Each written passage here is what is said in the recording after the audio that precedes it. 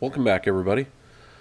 So I managed to get some more work in yesterday on Father's Day. I'm getting ready to leave this morning for another, basically just an overnight work trip. But this is just more prep work on those inboard ribs for the fuel tanks. Right now, I'm reviewing. You can kind of see me looking off to the side there. I keep watching over and over again the Vans Air Force or Vans aircraft fuel tank video put out by Scott, and based on one of his recommendations, that doubler plate that goes behind the rib needs to be installed when you put the rib in, but you can't put the angle bracket, the attach bracket, on the other side until after you get that rib riveted in on the skin, because it'll interfere with things. But you got to have a way to hold that doubler in. So I am adding 2 extra holes just through the rib and through that doubler, and I'm going to use, based on their recommendations, 1097 rivets, just some flush rivets just there to hold that doubler in place while everything else gets done. So that's all I was doing there, is adding those holes and making sure I mark them carefully so I know which ones I'm going to dimple. And now I'm just finishing prepping these ribs. You see me deburring all of the holes.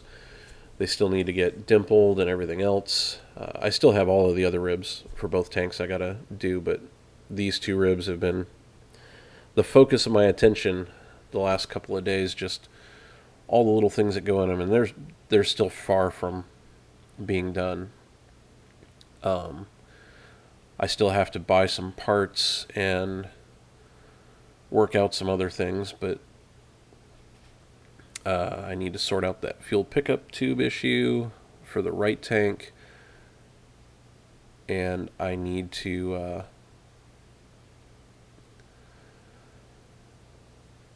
drill that hole for the vent line that's going to go in there, get that all attached, and then after that I need to order some hardware because I want to add fuel return line capability to both tanks. Ideally, I'm leaning towards going with a fuel injection system for the engine that's going to require fuel return to both tanks. But I'm also not 100% sure that's the route I'm going to go, but I want to at least have the capability. So I'm going to add that hardware to the tank now, which will consist of one more fuel return line in that end rib there, and a short piece of tubing that's going to go from it to the second bay to return that fuel. That way it doesn't return aerated fuel right to where the fuel pickup is. So got my drill bit in, made that 9/16 hole for the flop tube, and as soon as I got that in and realized the kind of weight the flop tube is putting on that fitting, it raised a couple of concerns with me. I don't want the weight of that moving around and flopping like it's supposed to in the tank to break the seal that's going to be made of the fitting going through the rib. Likewise, when I go to put a fuel line on that later on, there's no way to put a backer wrench on it and stop that thing from spinning when I go to tighten it up. So I am contemplating how to make a anti-rotation bracket for it as I sit here and prep those other parts. And at one point I actually gave up on it, decided to go to bed, and then I looked some stuff up and saw something somebody else had done, so I ended up waking back up and, well, not really waking back up, but coming back out to the garage and making a bracket. But we'll get to that here in a minute. Right now I'm just adding those dimples, since I was already kind of in dimple mode there. Like I said, I really need to do this to all those other ribs. Hopefully I get back from this trip, I'll have the rest of the week and the weekend at home. I might get to the point where I actually start gluing some stuff up in this tank. Decided to take a file out and clean up the beveled edges I put on those brackets. I chose to bevel mine mainly because I made them completely go to the edge of the rib, which causes interference on those skin rivets. But by beveling them, I give myself enough clearance to be able to slide that thing in later on without a problem. And I still have plenty of good edge distance on the rivets that I added to it. All of this right now here is just purely aesthetic. I'm just trying to even up those bevels to make them look nice and pretty. Not that anybody other than me is ever really going to see this. It's going to get buried in the inboard root end of the wing and tank, and that's where it'll live.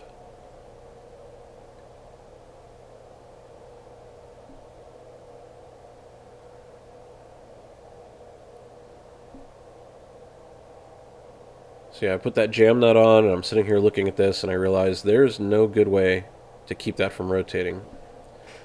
So first I thought maybe I could use the anti-rotation brackets that Van supplies, but those aren't really meant for that location. Now I'm just going through all the scrap aluminum I've got, seeing what's thick enough that I might be able to fabricate something out of.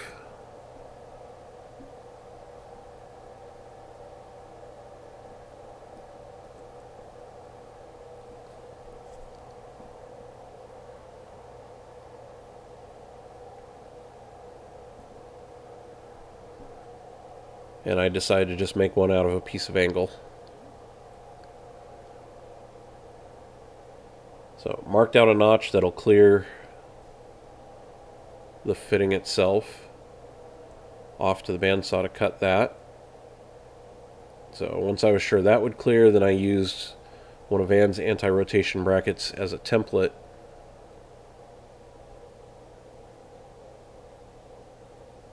And marked out the star pattern that it has onto my piece. There you see me marking it out.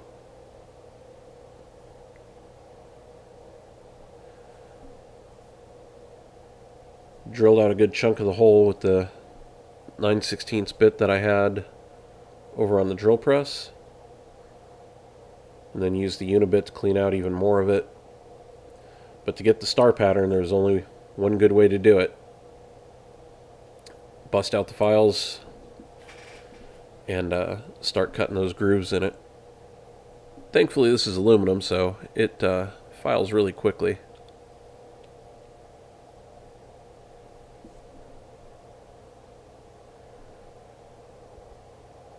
Kind of fun in the high speed here to sit here and watch it actually take shape.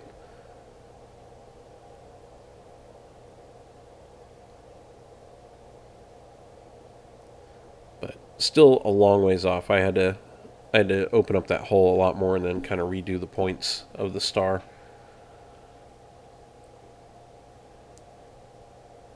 And I always knew it was going to be close to that top edge because this angle's not that tall, but I didn't want it to completely encapsulate the nut. I just kind of wanted it to be more like a U-bracket. So once I was sure how close I was getting, you'll see me get up here in a minute. I'll go cut the top end of that off. Now it'll never, because of the shape of it, it'll never slide around the nut, but it'll at least let me pop it around the fitting and rotate it in place if I have to. There you go. Now it's all opened up and I'm just continuing to file away.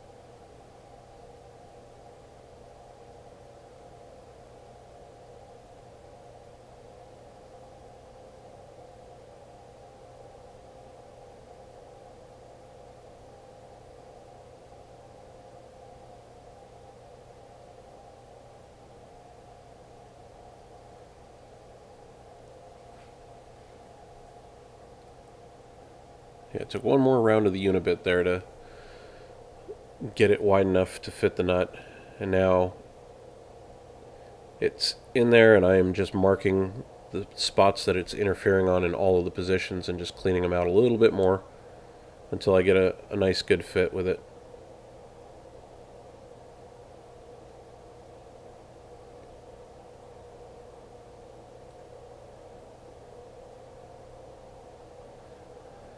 And I was just rotating it in every position possible to make sure that no matter how it ends up getting tightened up on there, I've got a good hold on it.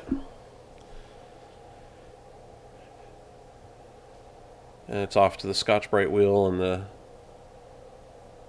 belt sander over there to shape and clean that part up. Here in a second I'm going to get it mocked up so I can mark where the rivet holes are going to go. And it's just going to use 2 of the existing holes that are going to mount that attach bracket later on. And there's enough room in the middle, it's going to clear anything else I need to clear.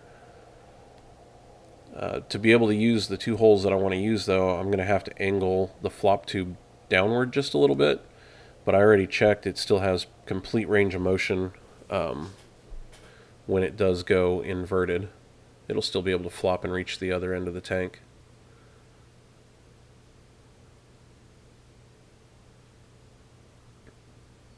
So there you go, you can kind of see what it's going to look like when it gets installed.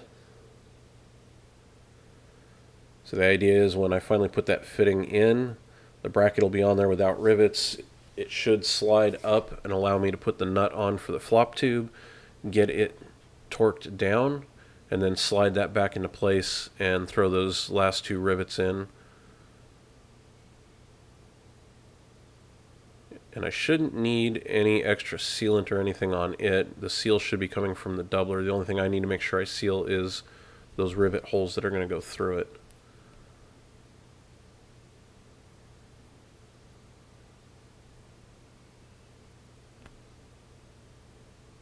Yeah. Happy with where it's at. Drilling out the rivet holes. And then once that's done,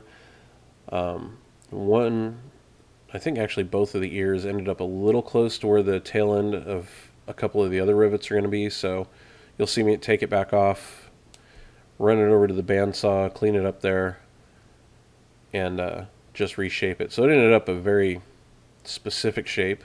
I'm slowing it down now so you can kind of see how it ended up.